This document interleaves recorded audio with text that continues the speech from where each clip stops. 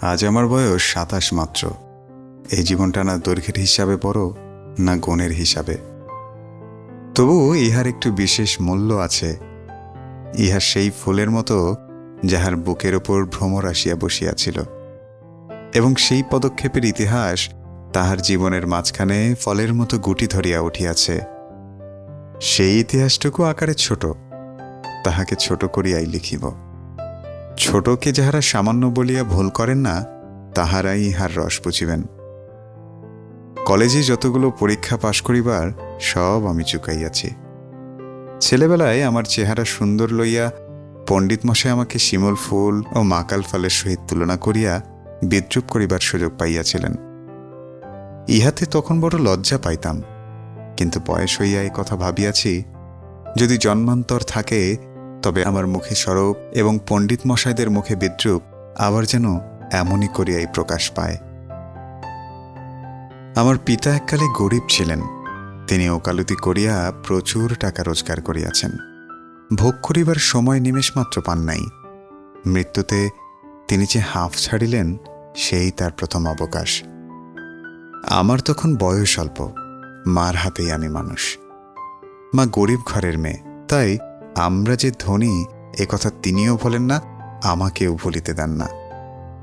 শিশুকালে আমি কোলে কোলেই মানুষ বোধ করি, সেই জন্য শেষ পর্যন্ত আমার পুরোপুরি বয়স হইল না।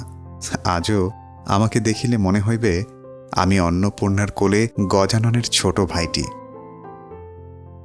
আমার আসল অভিভাবক আমার মামা।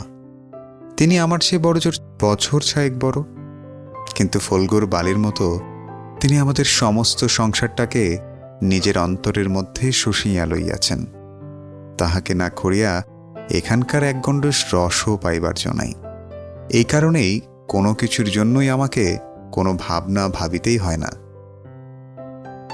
কন্যার পিতামাত্রেই স্বীকার করিবেন আমি সৎপাত্র। তামাকটুকু পর্যন্ত খাই না। ভালো মানুষ হওয়ার কোনো ঝঞ্ঝাট নাই, তাই আমি নিতান্ত ভালো মানুষ। মাতার আদেশ মানিয়া চলিবার ক্ষমতা আমার আছে, বস্তুত না মানিবার ক্ষমতা আমার নাই। অন্তঃপুরের শাসনে চলিবার মতো করিয়াই আমি প্রস্তুত হইয়াছি। যদি কোনো কন্যা স্বয়ম্বরা হন, তবে এই সুলক্ষণটি স্মরণ রাখিবেন। অনেক বড় ঘর হইতে আমার সম্বন্ধ আসিয়াছিল, কিন্তু মামা, যিনি পৃথিবীতে আমার ভাগ্য দেবতার প্রধান এজেন্ট, বিবাহ সম্বন্ধে তার একটা বিশেষ মত ছিল। ধনীর কন্যা তার পছন্দ নাই। আমাদের ঘরে যে মেয়ে আসিবে, সে মাথা হেট করিয়াই আসিবে, এই তিনি চান। অথচ টাকার প্রতি আসক্তি তার অস্থিমজ্জায় জড়িত। তাই এমন বেহাই চান, যাহার টাকা নাই, অথচ যে টাকা দিতে কসুর করিবে না, যাহাকে শোষণ করা চলিবে, অথচ বাড়িতে আসিলে গুড়গুড়ির পরিবর্তে বাধা হোক ওই তামাক দিলে যাহার নালিশ খাটিবে না। আমার বন্ধু হরিশ কানপুরে কাজ করে। সে ছুটিতে কলিকাতায় আসিয়া আমার মন উতলা করিয়া দিল। সে বলিল, ওহে, মেয়ে যদি বলো, একটি খাসা মেয়ে আছে। কিছুদিন পূর্বেই MA পাশ করিয়াছি। সামনে যতদূর পর্যন্ত দৃষ্টি চলে, ছুটি ধুধু করিতেছে। পরীক্ষা নাই, উমেদারি নাই, চাকরি নাই, নিজের বিষয়ে দেখিবার চিন্তাও নাই, শিক্ষাও নাই, ইচ্ছাও নাই। থাকিবার মধ্যে ভিতরে আছেন মা এবং বাহিরে আছেন মামা। এই অবকাশের মরুভূমির মধ্যে আমার হৃদয় তখন বিশ্বব্যাপী নারীরূপের মরীচিকা দেখিতেছিল। আকাশে তাহার দৃষ্টি, বাতাসে তাহার নিঃশ্বাস, তরুমর্মরে তাহার গোপন কথা। এমন সময় হরিশ আসিয়া বলিল, মেয়ে যদি বলে তবে। আমার শরীর মন বসন্ত বাতাসে বকুল বনের নবপল্লব রাশির মতো কাঁপিতে কাঁপিতে আলো ছায়া বনিতে লাগিল। হরিশ মানুষটা রসিক, রস দিয়ে বর্ণনা করিবার শক্তি ছিল তাহার। আমার মন ছিল তৃষ্ণার্ত। আমি হরিশকে বলিলাম, একবার মামার কাছে কথাটা পাড়িয়ে দেখো। হরিশ আসর জমাইতে অদ্বিতীয়, তাই সর্বত্রই তাহার খাতির। মামাও তাহাকে পাইলে ছাড়িতে চান না। কথাটা তাহার বৈঠকে উঠিল। মেয়ের চেয়ে মেয়ের বাপের খবরটাই তার কাছে গুরুতর। বাপের অবস্থা তিনি যেমনটি চান তেমনই। এককালে ইহাদের বংশে লক্ষ্মীর মঙ্গলঘাট ভরা ছিল। এখন তাহা শূন্য বলিলেই হয়, অথচ তলায় সামান্য কিছু বাকি আছে। দেশে বংশমর্যাদা রাখিয়া চলা সহজ নয় বলিয়া তিনি পশ্চিমে গিয়া বসবাস করিতেছেন। সেখানে গরিব গৃহস্থর মতোই থাকেন। একটি মেয়ে ছাড়া তার আর নাই। সুতরাং তাহারই পশ্চাতে লক্ষ্মীর ঘরটি একেবারে উপর করিয়া দিতে দ্বিধা হইবে না। এসব ভালো কথা, কিন্তু মেয়ের বয়স যে 15। তাই শুনিয়া মামার মন ভার হইল। বংশে তো কোনো দোষ নাই। না, দোষ নাই। বাপ কোথাও তার মেয়ের যোগ্য বর খুঁজিয়া পান না। একে তো বরের হাট মহার্ঘ, তাহার পরে ধনুক ভাঙাপন। কাজেই বাপ কেবলই সবুর করিতেছেন, কিন্তু মেয়ের বয়স তো সবুর করিতেছে না। যাই হোক, হরিশের সরস রসনার গুণ আছে। মামার মন নরম হইল। বিবাহের ভূমিকার অংশটা নির্বিঘ্নে সমাধা হইয়া গেল। কলিকাতার বাহিরে যে পৃথিবীটা আছে, সমস্তটাকেই মামা আন্দামান দ্বীপপুঞ্জের অন্তর্গত বলিয়াই জানেন। জীবনে একবার বিশেষ কাজে তিনি কোন্নগর পর্যন্ত গিয়েছিলেন। মামা যদি মনু হইতেন, তবে তিনি হাওড়ার পুল পার হওয়াটাকে তাহার সংহিতায় একেবারে নিষেধ করিয়া দিতেন। মনের মধ্যে ইচ্ছা ছিল নিজের চোখে মেয়ে দেখিয়া আসিব, সাহস করিয়া প্রস্তাব করিতে পারিলাম না। কন্যাকে আশীর্বাদ করিবার জন্য যাহাকে পাঠানো হইল, সে আমাদের বিনুদাদা, আমার পিস্তুত ভাই। তাহার মতো রুচি এবং দক্ষতার পরে আমি 16 আনা নির্ভর করিতে পারি। বিনুদা ফিরিয়া আসিয়া বলিলেন, মন্দ নয় হে, খাঁটি সোনা বটে। বিনুদাদার ভাষাটা অত্যন্ত আঁট। যেখানে আমরা বলি চমৎকার, তিনি বলেন চলনসই। অতএব বুঝিলাম আমার ভাগ্যে প্রজাপতির সঙ্গে পঞ্চস্বরের কোনো বিরোধ নাই। বলা বাহুল্য, বিবাহ উপলক্ষে কন্যাপক্ষকেই কলিকাতায় আসিতে হইল। কন্যার পিতা শম্ভুনাথ বাবু হরিশকে কত বিশ্বাস করেন তাহার প্রমাণ এই যে, বিবাহের 3 দিন পূর্বে তিনি আমাকে প্রথম চক্ষে দেখেন এবং আশীর্বাদ করিয়া যান। বয়স তার 40-এর এপারে বা ওপারে। চুল কাঁচা, গোফে পাক ধরিতে আরম্ভ করিয়াছে মাত্র। সুপুরুষ বটে। ভিড়ের মধ্যে দেখিলে সকলের আগে তার উপরে চোখ পড়িবার মতো চেহারা। আশা করি আমাকে দেখিয়া তিনি খুশি হইয়াছিলেন। বোঝা শক্ত, কেননা তিনি বড়ই চুপচাপ। যে দুটি একটি কথা বলেন, যেন তাহাতে পুরো জোর দিয়া বলেন। মামার মুখ তখন অনর্গল ছুটিতেছিল। ধনে মানে আমাদের স্থান যে শহরের কারোর চেয়ে কম নয়, সেইটাকেই তিনি নানা প্রসঙ্গে প্রচার করিতেছিলেন। শম্ভুনাথ বাবু এ কথায় একেবারে যোগই দিলেন না। কোনো ফাঁকে একটা হুঁ বা হা কিছুই শোনা গেল না। আমি হইলে দমিয়া যাইতাম, কিন্তু মামাকে দমানো শক্ত। তিনি শম্ভুনাথ বাবুর চুপচাপ ভাব দেখিয়া ভাবিলেন, লোকটা নিতান্ত নির্জীব, একেবারেই কোনো তেজ নেই। বেহাই সম্প্রদায়ের আর যাই থাক, তেজ থাকাটা দোষের। অতএব মামা মনে মনে খুশি হইলেন। শম্ভুনাথ বাবু যখন উঠিলেন, তখন মামার সংক্ষেপে উপর হইতে তাকে বিদায় করিলেন। গাড়িতে তুলিয়া দিতে গেলেন না। পণ সম্বন্ধে দুই পক্ষে পাকাপাকি কথা হইয়া গিয়াছিল। মামা নিজেকে অসামান্য চতুর বলিয়াই অভিমান করিয়া থাকেন। কথায় বার্তায় কোথাও তিনি কিছু ফাঁক রাখেন নাই। টাকার অঙ্ক তো স্থিরই ছিল। তারপরে গহনা কত ভরির এবং সোনা কত দরের হইবে, সেও একেবারে বাধাবাধি হইয়া গিয়াছিল। আমি নিজে এই সমস্ত কথার মধ্যে ছিলাম না, জানিতাম না দেনা পাওনা কি স্থির হইল। মনে জানিতাম এই স্থূল অংশটাও বিবাহের একটা প্রধান অংশ, এবং সে অংশের ভার যার উপরে তিনি এক কড়াও ঠকিবেন না। বস্তুত আশ্চর্য পাকা লোক বলিয়া মামা আমাদের সমস্ত সংসারের প্রধান গর্বের সামগ্রী। যেখানে আমাদের কোনো সম্বন্ধ আছে, সেখানে সর্বত্রই তিনি বুদ্ধির লড়াইয়ে জিতিবেন, এ একেবারে ধরা কথা। এজন্য আমাদের অভাব না থাকিলেও এবং অন্য পক্ষের অভাব কঠিন হইলেও জিতিব। আমাদের সংসারের এই জেদ, ইহাতে যে বাঁচুক আর যে মরুক। গায়ে হলুদ অসম্ভব রকম ধুম করিয়া গেল। বাহক এত গেল যে তাহার আদমশুমারি করিতে হইলে কেরানি রাখিতে হয়। তাহাদিগকে বিদায় করিতে অপর পক্ষকে যে নাকাল হইতে হইবে সেই কথা স্মরণ করিয়া মামার সঙ্গে মা একযোগে বিস্তার হাসিলেন। ব্যান্ড, বাঁশি, শখের কনসার্ট প্রভৃতি যেখানে যত প্রকার উচ্চ শব্দ আছে সমস্ত একসঙ্গে মিশাইয়া বর্বর কোলাহলের মত্ত হস্তি দ্বারা সঙ্গীত সরস্বতীর পদ্মবন দলিত বিতলিত করিয়া আমি তো বিবাহ বাড়িতে গিয়া উঠিলাম। আংটিতে, হারেতে, জরি জহরাতে আমার শরীর যেন গহনার দোকান নিলামে চড়িয়াছে বলিয়া বোধ হইল। তাহাদের ভাবি জামাইয়ের মূল্য কত সেটা যেন কতক পরিমাণে সর্বাঙ্গে স্পষ্ট করিয়া লিখিয়া ভাবি শ্বশুরের সঙ্গে মোকাবেলা করিতে চলিয়াছিলাম। মামা বিবাহ বাড়িতে ঢুকিয়া খুশি হইলেন না। একে তো উঠানটাতে বরযাত্রীদের জায়গা সংকুলন হওয়াই শক্ত, তাহার পরে সমস্ত আয়োজন নিতান্ত মধ্যম রকমের।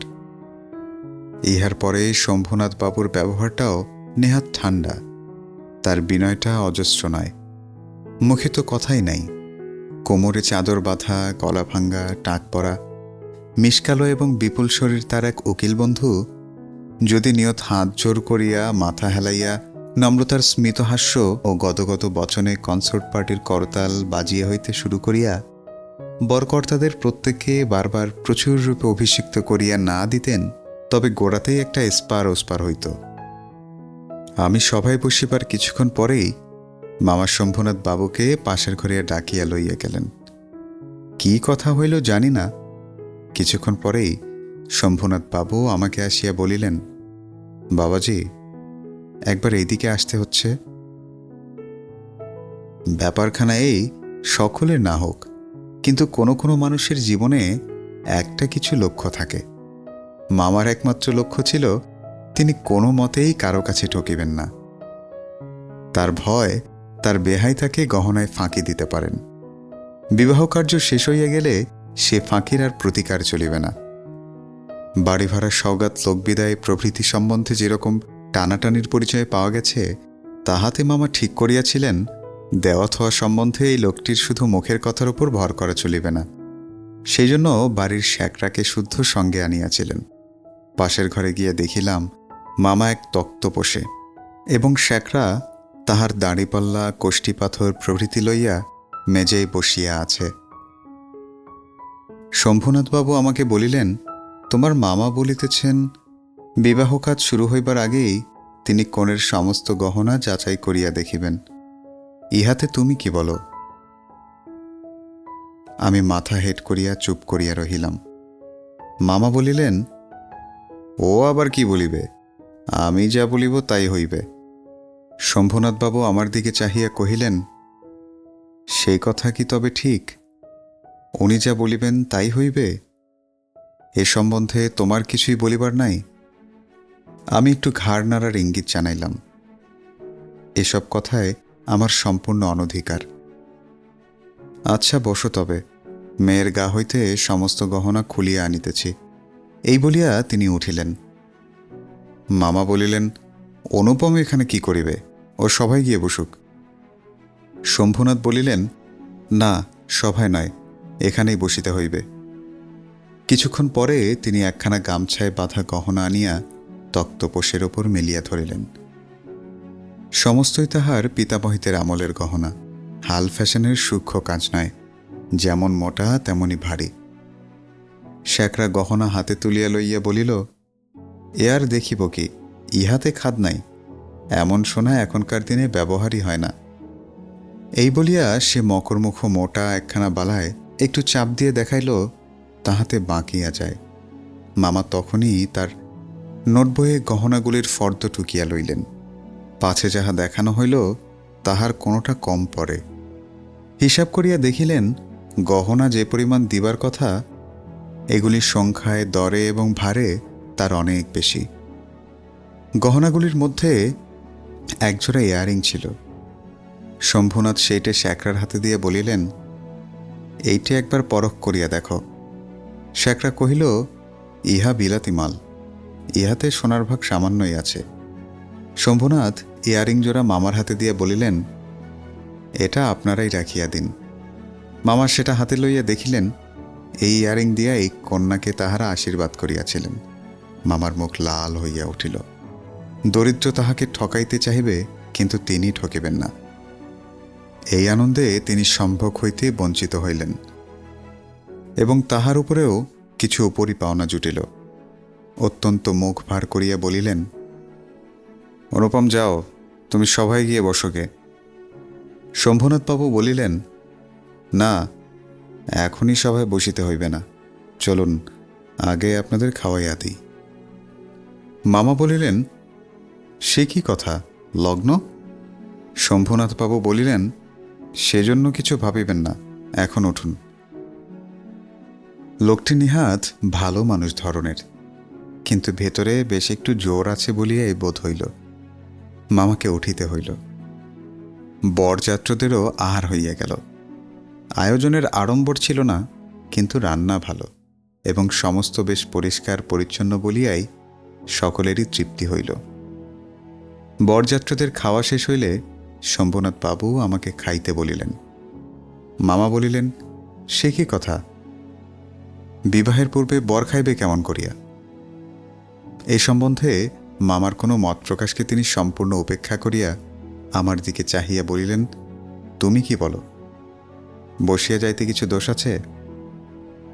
মূর্তিমতী মাতৃ আজ্ঞাস্বরূপে মামা উপস্থিত। তার বিরুদ্ধে চলা আমার পক্ষে অসম্ভব। আমি আহারে বসিতে পারিলাম না। তখন শম্ভুনাথ বাবু মামাকে বলিলেন, আপনাদিগকে অনেক কষ্ট দিয়াছি, আমরা ধনী নই, আপনাদের যোগ্য আয়োজন করিতে পারি নাই, ক্ষমা করিবেন। রাত হইয়া গেছে, আপনাদের কষ্ট বাড়াইতে ইচ্ছে করি না। এখন তবে? মামা বলিলেন, তা সভায় চলুন, আমরা তো প্রস্তুত আছি। শম্ভুনাথ বলিলেন, তবে আপনাদের গাড়ি বলিয়া দেই? মামা আশ্চর্য হইয়া বলিলেন, ঠাট্টা করিতেছেন নাকি? শম্ভুনাথ কহিলেন, ঠাট্টা তো আপনি করিয়া সারিয়াছেন, ঠাট্টার সম্পর্কটাকে স্থায়ী করিবার ইচ্ছা আমার নাই। মামা দুই চোখ এত বড় করিয়া মেলিয়া অবাক হইয়া রহিলেন। শম্ভুনাথ কহিলেন, আমার কন্যার গহনা আমি চুরি করিব, এ কথা যারা মনে করে, আমি তাদের হাতে আমার কন্যা দিতে পারি না। আমাকে একটি কথা বলাও তিনি আবশ্যক বোধ করিলেন না, কারণ প্রমাণ হইয়া গেছে আমি কেহই নই। তারপরে যাহা হইল সে আমি আর বলিতে ইচ্ছা করি না। ঝাড় লণ্ঠন ভাঙিয়া চুরিয়া, জিনিসপত্র লণ্ডভণ্ড করিয়া বরযাত্রের দল দক্ষ যজ্ঞের পালা সারিয়া বাহির হইয়া গেল। বাড়ি ফিরিবার সময় ব্যান্ড, রসন চৌকি ও কনসার্ট একসঙ্গে বাজিল না, এবং অভ্রের ঝাড়গুলো আকাশের তারার উপর আপনাদের কর্তব্য বরাদ দিয়া কোথায় যে মহানির্বাণ লাভ করিল সন্ধান পাওয়া গেল না। বাড়ির সকলে তো রাগিয়া আগুন। কন্যার পিতার এত গুমর, কলি যে চারপাইয়া হইয়া আসিল, সকলে বলিল, দেখি মেয়ের বিয়ে দেন কেমন করিয়া। কিন্তু মেয়ের বিয়ে হইবে না এ ভয় যার মনে নাই, তার শাস্তির উপায় কি? সমস্ত বাংলাদেশের মধ্যে আমি একমাত্র পুরুষ যাহাকে কন্যার বাপ বিবাহের আসর হইতে নিজে ফিরাইয়া দিয়াছে।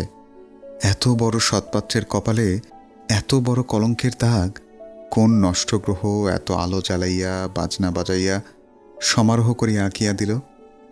বরযাত্ররা এই বলিয়া কপাল চাপড়াইতে লাগিল যে বিবাহ হইল না, অথচ আমাদের ফাঁকি দিয়া খাওয়াইয়া দিল। পাকযন্ত্রটাকে সমস্ত অনুসন্ধ সেখানে টান মারিয়া ফেলিয়া দিয়া আসিতে পারিলে তবে আফসোস মিটিত। বিবাহের চুক্তিভঙ্গ ও মানহানির দাবিতে নালিশ করিব বলিয়া মামা অত্যন্ত গোল করিয়া বেড়াইতে লাগিলেন। হিতৈষীরা বুঝাইয়া দিল, তাহা হইলে তামাশা যতটুকু বাকি আছে তাহা পুরা হইবে। বলা বাহুল্য, আমিও খুব রাগিয়াছিলাম। কোনো গতিকে শম্ভুনাথ বিষমজপ্ত হইয়া আমাদের পায়ে ধরিয়া আসিয়া পড়েন। গোফের রেখায় তা দিতে দিতে এটাই কেবল কামনা করিতে লাগিলাম। কিন্তু এই আক্রোশের কালো রঙের স্রোতের পাশাপাশি আরও একটা স্রোত বহিতেছিল, যেটার রং একেবারেই কালো নয়। সমস্ত মন যে সেই অপরিচিতার পানে ছুটিয়া গিয়াছিল। এখনো যে তাহাকে কিছুতেই টানিয়া ফিরাইতে পারি না। দেয়ালটুকুর আড়ালেই রহিয়া গেল গো। কপালে তার চন্দন আঁকা, গায়ে তার লাল শাড়ি, মুখে তার লজ্জার রক্তিমা। হৃদয়ের ভিতর কি যে তা কেমন করিয়া বলিব। আমার কল্পলোকের কল্পলতাটি বসন্তের সমস্ত ফুলের ভার আমাকে নিবেদন করিয়া দিবার জন্য নত হইয়া পড়িয়াছিল। হাওয়া আসে, গন্ধ পাই, পাতার শব্দ শুনি, কেবল আর একটি মাত্র পা ফেলার অপেক্ষা। এমন সময়ে সেই এক পদক্ষেপের দূরত্বটুকু এক মুহূর্তে অসীম হইয়া উঠিল। এতদিন যে প্রতি সন্ধ্যায় আমি বিনোদার বাড়িতে গিয়া তাহাকে অস্থির করিয়া তুলিয়াছিলাম। বিনোদার বর্ণনার ভাষা অত্যন্ত সংকীর্ণ বলিয়ায় তার প্রত্যেক কথাটি স্ফুলিঙ্গের মতো আমার মনের মাঝখানে আগুন জ্বালিয়া দিয়াছিল। বুঝিয়াছিলাম মেয়েটির রূপ বড় আশ্চর্য, কিন্তু না দেখিলাম তাহাকে চোখে, না দেখিলাম তাহার ছবি, সমস্তই অস্পষ্ট হইয়া রহিল। বাহিরে সে তো ধরা দিলই না, তাহাকে মনেও আনিতে পারিলাম না। এই জন্য মন সেদিনকার সেই বিবাহ সভার দেয়ালটার বাহিরে ভূতের মতো দীর্ঘশ্বাস ফেলিয়া বেড়াইতে লাগিল। হরিশের কাছে শুনিয়াছি মেয়েটিকে আমার ফটোগ্রাফ দেখানো হইয়াছিল। পছন্দ করিয়াছে বই কি, না করিবার তো কারণ নাই। আমার মন বলে সে ছবি তার কোনো এক বাক্সের মধ্যে লুকানো আছে। একলা ঘরে দরজা বন্ধ করিয়া এক একদিন নিরালা দুপুরবেলায় সে কি খুলিয়া সেটি দেখে না? যখন ঝুঁকিয়া পড়িয়া দেখে, তখন ছবিটির উপরে কি তার মুখের দুই ধার দিয়ে এলোচুল আসিয়া পড়ে না? হঠাৎ বাহিরে কারো পায়ের শব্দ পাইলে সে কি তাড়াতাড়ি তার সুগন্ধ আঁচলের মধ্যে ছবিটিকে লুকাইয়া ফেলে না? দিন যায়, একটা বৎসর গেল। মামা তো লজ্জায় বিবাহ সম্বন্ধের কথা তুলিতেই পারেন না। মার ইচ্ছা ছিল আমার অপমানের কথা যখন সমাজের লোকে ভুলিয়া যাইবে, তখন বিবাহের চেষ্টা করিয়া দেখিবেন। এদিকে আমি শুনিলাম সে মেয়ের নাকি ভালো পাত্র জুটিয়াছিল, কিন্তু সে পণ করিয়াছে বিবাহ করিবে না। শুনিয়া আমার মন পুলকের আবেশে ভরিয়া গেল। আমি কল্পনায় দেখিতে লাগিলাম সে ভালো করিয়া খায় না, সন্ধ্যা হইয়া আসে সে চুল বাঁধিতে ভুলিয়া যায়। তার বাপ তার মুখের পানে চান আর ভাবেন, আমার মেয়ে দিনে দিনে এমন হইয়া যাইতেছে কেন? হঠাৎ কোনোদিন তার ঘরে আসিয়া দেখেন মেয়ের দুই চক্ষু জলে ভরা। জিজ্ঞাসা করেন, মা তোর কি হইয়াছে বল আমাকে। মেয়ে তাড়াতাড়ি চোখের জল মুছিয়া বলে, কই, কিছুই তো হয়নি বাবা। বাপের এক মেয়ে যে বড় আদরের মেয়ে। যখন অনাবৃষ্টির দিনে ফুলের কুড়িটির মতো মেয়ে একেবারে বিমর্ষ হইয়া পড়িয়াছে, তখন বাপের প্রাণে আর সহিল না। তখন অভিমান ভাসাইয়া দিয়া তিনি ছুটিয়া আসিলেন আমাদের দ্বারে। তারপরে মনের মধ্যে সেই কালো রঙের ধারাটা বহিতেছে। সে যেন কালো সাপের মতো রূপ ধরিয়া ফোঁস করিয়া উঠিল। সে বলিল, বেশ তো, আরও একবার বিবাহের আসর সাজানো হোক, আলো জ্বলুক, দেশ বিদেশের লোকের নিমন্ত্রণ হোক। তারপরে তুমি বরের টোপর পায়ে দলিয়া দলবল লইয়া সভা ছাড়িয়া চলিয়া এসো। কিন্তু যে ধারাটি চোখের জলের মতো শুভ্র সে রাজহংসের রূপ ধরিয়া বলিল, যেমন করিয়া আমি একদিন দন্তময়ের পুষ্পবনে গিয়াছিলাম, তেমনি করিয়া আমাকে একবার উড়িয়া যাইতে দাও। আমি বিরহিণীর কানে কানে একবার সুখের খবরটা দিয়ে আসি গে।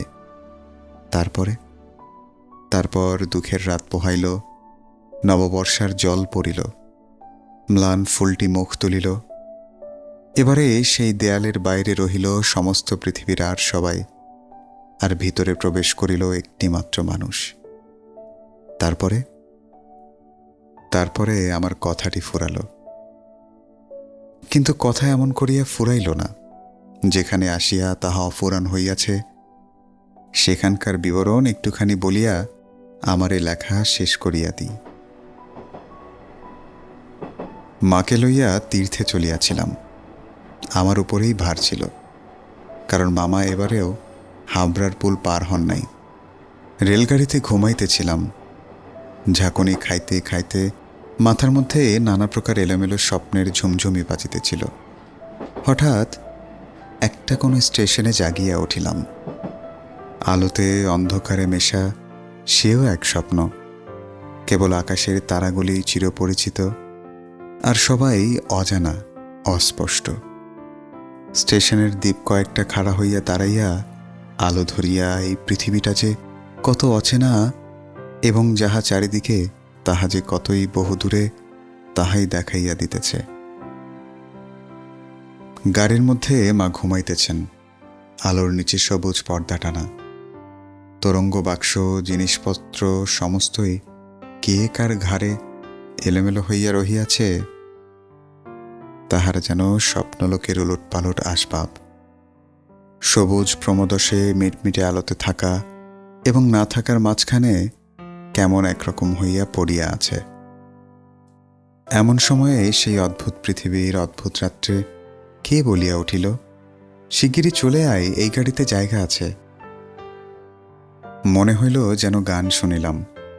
বাঙালি মেয়ের গলায় বাংলা কথা যে কি মধুর, তাহা এমনই করিয়া অসময়ে অজায়গায় আচমকা শুনিলে তবে সম্পূর্ণ বুঝিতে পারা যায়। কিন্তু এই গলাটিকে কেবলমাত্র মেয়ের গলা বলিয়া একটা শ্রেণীভুক্ত করিয়া দেওয়া চলে না। এ কেবল একটি মানুষের গলা। শুনিলেই মন বলিয়া ওঠে, এমন তো আর শুনি নাই। চিরকাল গলার স্বর আমার কাছে বড় সত্য। রূপ জিনিসটি বড় কম নয়, কিন্তু মানুষের মধ্যে যাহা অন্তরতম এবং অনির্বচনীয়, আমার কাছে মনে হয় কণ্ঠস্বর যেন তারই চেহারা। আমি তাড়াতাড়ি গাড়ির জানালা খুলিয়া বাহিরে মুখ বাড়াইয়া দিলাম। কিছুই দেখিলাম না। প্ল্যাটফর্মের অন্ধকারে দাঁড়াইয়া গার্ড তাহার এক চক্ষু লণ্ঠন নাড়িয়া দিল। গাড়ি চলিল। আমি জানালার কাছে বসিয়া রহিলাম। আমার চোখের সামনে কোনো মূর্তি ছিল না, কিন্তু হৃদয়ের মধ্যে আমি একটি হৃদয়ের রূপ দেখিতে লাগিলাম। সে যেন এই তারাময়ী রাত্রির মতো আবৃত করিয়া ধরে, কিন্তু তাহাকে ধরিতে পারা যায় না। ওগো সুর, অচেনা কণ্ঠের সুর, এক নিমেষে তুমি যে আমার চিরপরিচয়ের আসনটির উপরে আসিয়া বসিয়াছ। কি আশ্চর্য পরিপূর্ণ তুমি, চঞ্চল কালের ক্ষুব্ধ হৃদয়ের উপরে ফুলটির মতো ফুটিয়াছ, অথচ তার ঢেউ লাগিয়া একটি পাপড়িও টলে নাই। অপরিমেয় কমলতায় এতটুকু দাগ পড়ে নাই। গাড়ি লোহার মৃদঙ্গে তাল দিতে দিতে চলিল। আমি মনের মধ্যে গান শুনিতে শুনিতে চলিলাম। তাহার একটি মাত্র ধোয়া। গাড়িতে জায়গা আছে? আছে কি? জায়গা আছে কি? জায়গা যে পাওয়া যায় না। কেউ যে কাকেও চেনে না, অথচ সেই না চেনাটুকু যে কুয়াশা মাত্র। সে যে মায়া, সেটা ছিন্ন হইলেই যে চেনার আর অন্ত নাই। ওগো সুধাময় সুর, যে হৃদয়ের অপরূপ রূপ তুমি, সে কি আমার চিরকালের চেনা নয়? জায়গা আছে, আছে, শীঘ্র আসিতে ডাকিয়াছ। শীঘ্রই আসিয়াছি, এক নিমেষও দেরি করি নাই। রাত্রে ভালো করিয়া ঘুম হইল না। প্রায় প্রতি স্টেশনেই একবার করিয়া মুখ বাড়াইয়া দেখিলাম। ভয় হইতে লাগিল। যাহাকে দেখা হইল না, সে পাছে রাত্রেই নামিয়া যায়। পরদিন সকালে একটা বড় স্টেশনে গাড়ি বদল করিতে হইবে। আমাদের ফার্স্ট ক্লাসের টিকিট। মনে আশা ছিল ভিড় হইবে না। নামিয়া দেখি প্ল্যাটফর্মে সাহেবদের ৮ দলি দল আসবাবপত্র লইয়া গাড়ির জন্য অপেক্ষা করিতেছে। কোনো এক ফৌজের বড় জেনারেল সাহেব ভ্রমণে বাহির হইয়াছেন। ২-৩ মিনিট পরেই গাড়ি আসিল। বুঝিলাম ফার্স্ট ক্লাসের আশা ত্যাগ করিতে হইবে। মাকে লইয়া কোন গাড়িতে উঠি, সে এক বিষম ভাবনায় পড়িলাম। সব গাড়িতেই ভিড়। দাঁড়ে দাঁড়ে উকি মারিয়া বেড়াইতে লাগিলাম। এমন সময় সেকেন্ড ক্লাসের গাড়ি হইতে একটি মেয়ে আমার মাকে লক্ষ্য করিয়া বলিলেন, আপনারা আমাদের গাড়িতে আসুন না, এখানে জায়গা আছে। আমি তো চমকিয়া উঠিলাম। সেই আশ্চর্য মধুর কণ্ঠ এবং সেই গানেরই ধোয়া জায়গা আছে, ক্ষণমাত্র বিলম্ব না করিয়া মাকে লইয়া গাড়িতে উঠিয়া পড়িলাম। জিনিসপত্র তুলিবার প্রায় সময় ছিল না। আমার মতো অক্ষম দুনিয়ায় নাই। সেই মেয়েটেই কুলিদের হাত হইতে তাড়াতাড়ি চলতি গাড়িতে আমাদের বিছানাপত্র টানিয়া লইল। আমার একটা ফটোগ্রাফ তুলিবার ক্যামেরা স্টেশনেই পড়িয়া রহিল, গ্রাহ্যই করিলাম না। তারপরে কি লিখিব জানি না। আমার মনের মধ্যে একটি অখণ্ড আনন্দের ছবি আছে। তাহাকে কোথায় শুরু করিব, কোথায় শেষ করিব, বসিয়া বসিয়া বাক্যের পর বাক্য যোজনা করিতে ইচ্ছে করে না। এবার সেই সুরটিকে চোখে দেখিলাম। কখনো তাহাকে সুর বলিয়াই মনে হইল। মায়ের মুখের দিকে চাহিলাম, দেখিলাম তার চোখের পলক পড়িতেছে না। মেয়েটির বয়স 16 কি 17 হইবে, কিন্তু নবযৌবন ইহার দেহে মনে কোথাও যেন একটু ভার চাপাইয়া দেয় নাই। ইহার গতি সহজ, দীপ্তি নির্মল, সৌন্দর্যের সূচিতা অপূর্ব। ইহার কোনো জায়গায় কিছু জরিমা নাই। আমি দেখিতেছি, বিস্তারিত করিয়া কিছু বলা আমার পক্ষে অসম্ভব। এমনকি সে যে কি রঙের কাপড় কেমন করিয়া পরিয়াছিল তাহাও ঠিক করিয়া বলিতে পারিব না।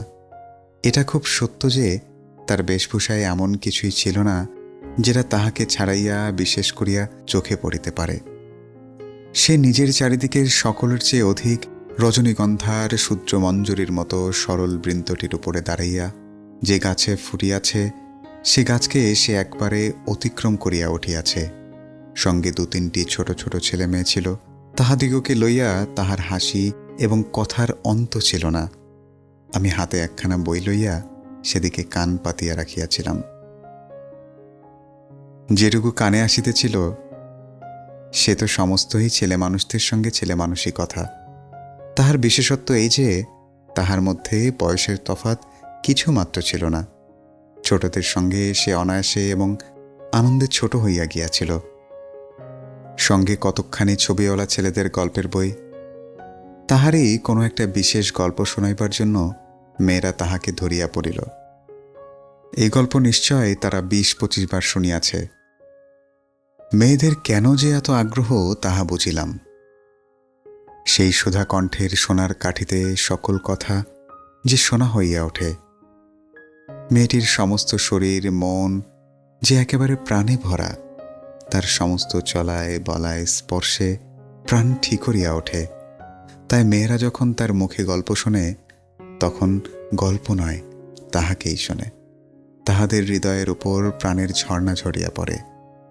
তার সেই উদ্ভাসিত প্রাণ আমার সেদিনকার সমস্ত সূর্যকিরণকে সজীব করিয়া তুলিল। আমার মনে হইল আমাকে যে প্রকৃতি তাহার আকাশ দিয়ে বেষ্টন করিয়াছে, সে ওই তরুণীর অক্লান্ত অম্লান প্রাণের বিশ্বব্যাপী বিস্তার। পরের স্টেশনে পৌঁছাতেই খাবারওয়ালাকে ডাকিয়া সে খুব খানিকটা চানামোট কিনিয়া লইল এবং মেয়েদের সঙ্গে মিলিয়া নিতান্ত ছেলে মানুষের মতো করিয়া কল্লহাস্য করিতে করিতে অসংকোচে খাইতে লাগিল। আমার প্রকৃতি যে জাল দিয়ে বেড়া, আমি কেন বেশ সহজে হাসি মুখে মেয়েটির কাছে এই চানা এক মুঠো চাহিয়া লইতে পারিলাম না? হাত বাড়াইয়া দিয়া কেন আমার লোভ স্বীকার করিলাম না? মা ভালো লাগা এবং মন্দ লাগার মধ্যে দোমনা হইয়াছিলেন। গাড়িতে আমি পুরুষ মানুষ, তবু ইহার কিছুমাত্র সংকোচ নাই। বিশেষত এমন লোভীর মতো খাইতেছে, সেটা ঠিক তার পছন্দ হইতেছিল না। অথচ ইহাকেই বেহায়া বলিয়াও তার ভ্রম হয় নাই। তার মনে হইল এ মেয়ের বয়স হইয়াছে, কিন্তু শিক্ষা হয় নাই। মা হঠাৎ কারো সঙ্গে আলাপ করিতে পারেন না। মানুষের সঙ্গে দূরে থাকাই তাহার অভ্যাস। এই মেয়েটির পরিচয় লইতে তার খুব ইচ্ছা, কিন্তু স্বাভাবিক বাধা কাটাইয়া উঠিতে পারিতেছিলেন না। এমন সময়ে গাড়ি একটা বড় স্টেশনে আসিয়া থামিল। সেই জেনারেল সাহেবের একদল অনুষঙ্গী এই স্টেশন হইতে উঠিবার উদ্যোগ করিতেছে। গাড়িতে কোথাও জায়গায় নাই। বারবার আমাদের গাড়ির সামনে দিয়া ঘুরিয়া গেল। মা তো ভয়ে আড়ষ্ট। আমিও মনের মধ্যে শান্তি পাইতেছিলাম না। গাড়ি ছাড়িবার অল্পকাল পূর্বে একজন দেশি রেলওয়ে কর্মচারী নাম লেখা 2খানা টিকিট গাড়ির 2 বেঞ্চের শিয়রের কাছে লটকাইয়া দিয়ে আমাকে বলিল, এই গাড়ির এই 2 বেঞ্চ আগে হইতেই 2 সাহেব রিজার্ভ করিয়াছেন। আপনাদিগকে অন্য গাড়িতে যাইতে হইবে। আমি তো তাড়াতাড়ি ব্যস্ত হইয়া দাঁড়াইয়া উঠিলাম। মেয়েটি হিন্দিতে বলিল, না, আমরা গাড়ি ছাড়িব না। সে লোকটি রোখ করিয়া বলিল, না ছাড়িয়া উপায় নাই। কিন্তু মেয়েটির চলিষ্ণুতার কোনো লক্ষণ না দেখিয়া সে নামিয়া গিয়া ইংরেজ স্টেশন মাস্টারকে ডাকিয়া আনিল। সে আসিয়া আমাকে বলিল, আমি দুঃখিত, কিন্তু আমি শুনিয়া কুলি কুলি এই করিয়া ডাক ছাড়িতে লাগিলাম। মেয়েটি উঠিয়া দুই চক্ষে অগ্নিবর্ষণ করিয়া বলিল, না, আপনি যাইতে পারবেন না, যেমন আছেন বসিয়া থাকুন। বলিয়া সে দ্বারের কাছে দাঁড়াইয়া স্টেশন মাস্টারকে ইংরেজি ভাষায় বলিল, এই গাড়ি আগে হইতে রিজার্ভ করা, এ কথা মিথ্যা কথা। বলিয়া নাম লেখার টিকিটটি খুলিয়া প্ল্যাটফর্মে ছড়িয়ে ফেলিয়া দিল। ইতোমধ্যে আরদালি সমেত ইউনিফর্ম পরা সাহেব দ্বারের কাছে আসিয়া দাঁড়াইয়াছে। গাড়িতে সে তার আসবাব উঠাইবার জন্য আরদালিকে প্রথমে ইশারা করিয়াছিল। তাহার পরে মেয়েটির মুখে তাকাইয়া তাহার কথা শুনিয়া ভাব দেখিয়া স্টেশন মাস্টারকে একটু স্পর্শ করিল এবং তাহাকে আড়ালে লইয়া গিয়া কি কথা কহিল জানি না। দেখা গেল গাড়ি ছাড়িবার সময় অতীত হইলেও আর একটা গাড়ি জুড়িয়া তবেই ট্রেন ছাড়িল। মেয়েটি তার দলবল লইয়া আবার এক পত্তন চানামুট খাইতে শুরু করিল, আর আমি লজ্জায় জানালার বাইরে মুখ বাড়াইয়া প্রকৃতির শোভা দেখিতে লাগিলাম। কানপুরে আসিয়া গাড়ি থামিল। মেয়েটি জিনিসপত্র বাঁধিয়া প্রস্তুত। স্টেশনে একটি হিন্দুস্তানি চাকর ছুটিয়া আসিয়া ইহাদিগকে নামাইবার উদ্যোগ করিতে লাগিল। মা তখন আর থাকিতে পারিলেন না, জিজ্ঞাসা করিলেন, তোমার নাম কি মা? মেয়েটি বলিল, আমার নাম কল্যাণী।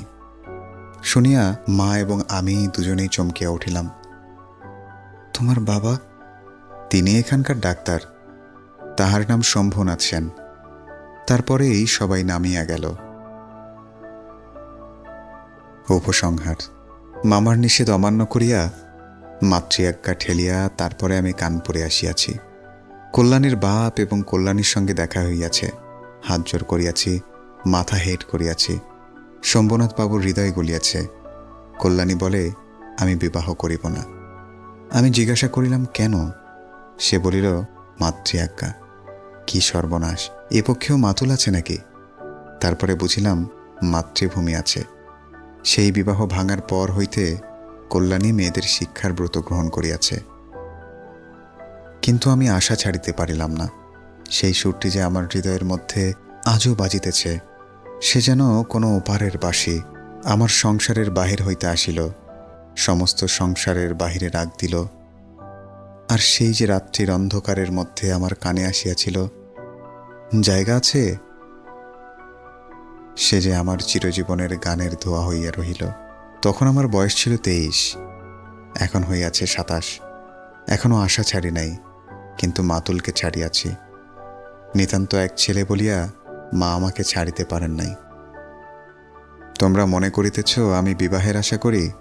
না, কোনো কালেই না। আমার মনে আছে কেবল সেই এক রাত্রের অজানা কণ্ঠের মধুর সুরের আশা। জায়গা আছে? নিশ্চয়ই আছে, নইলে দাঁড়াবো কোথায়? তাই বৎসরের পর বৎসর যায়, আমি এখানেই আছি। দেখা হয়, সেই কণ্ঠ শুনি। যখন সুবিধা পাই কিছু তার কাজ করিয়া দেই, আর মন বলে, এই তো জায়গা পাইয়াছি। ওগো অপরিচিতা, তোমার পরিচয়ের শেষ হইল না, শেষ হইবে না। কিন্তু আমার ভাগ্য ভালো, এই তো আমি জায়গা পাইয়াছি।